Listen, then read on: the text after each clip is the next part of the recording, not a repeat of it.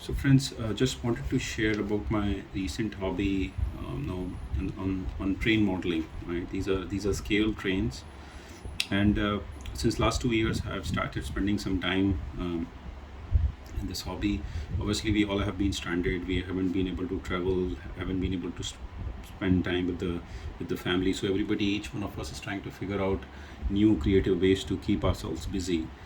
And these trains, just wanted to tell more about these trains. These are from a brand from Japan, Kato, and they have DC motors. They are dual motors, and then you have the power to these locomotives are given through the track themselves, and you have these controllers which are actually wired into the tracks, and you can have different directions, backward and forward, and as well as you can give the throttle, you can increase and decrease the speed. Plus, obviously, with trains, you will always have tracks to be changed. So these are turnout switches which are controlled by these wired switches. So again, there's a wire over here going into the turnout switch, and then controlling it. If you power them, you can just control it this way, and manually there is a switch also over here, right? My intention was to shoot videos. The challenge with this setup was that, hey, this is wired, so if you are trying to control your trains together with shooting the videos, you have to sit at a place. Started figuring out whether there's a simple way to probably control these trains through wirelessly or through a smartphone. And over there, I actually bumped into a open source framework of Arduino microcontroller. So this is Arduino Uno, and these are just simple microcontrollers. You have a very good open source forum where there's a lot of help available, and these are just like, you can just code a single program which keeps on running infinitely in a loop, and then you can actually use the pins to control something, right, through just writing that program and sending out signal. So you can write a program which actually send, this is a motor driver, so this is a PWM motor driver, where you can actually increase and decrease the speed of the two motors you can control, DC motors you can control.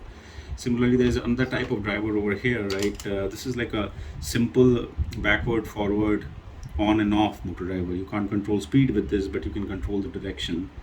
And then you can write a, like, the base of the code is C programming. You can write a code, you can run that code in a loop, and you can do a lot of stuff with a single microcontroller. And these boxes are really cheap, right? And then you can also have, like, you can attach a Bluetooth module, and you can send signals to this Bluetooth, and can tell these motor drivers to do some things. Now, the thing is that I did some reading and figured out, yeah, this can work. And beyond that, what I did is, obviously, to send signals to this Bluetooth, you will need a Bluetooth app. So again, I did some reading and created my own app, which is like a train control. It's a simple app, if you can see. So it has three sections, right? This is the Bluetooth module, where you can just go and select the Bluetooth, something like this. You go select the Bluetooth device, and then you can have, like, these. This is a track switch module, where you can actually control the switches, like just controlling these switches, where you can do pass, which means the train goes through the pass track, and you can do a main, right, so it goes straight, right? So you have like 10 switch controls over there on top.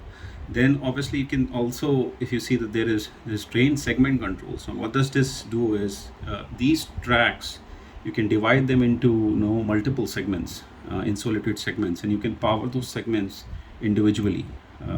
With this kind of setup, it's difficult, but over here, right, you can have multiple driver switches, and you can just power them separately. So when you are doing, say, one segment, you can run it independently. You can have a forward, backward as a direction. The directions are relative, so it just means that you can send it one way or the other.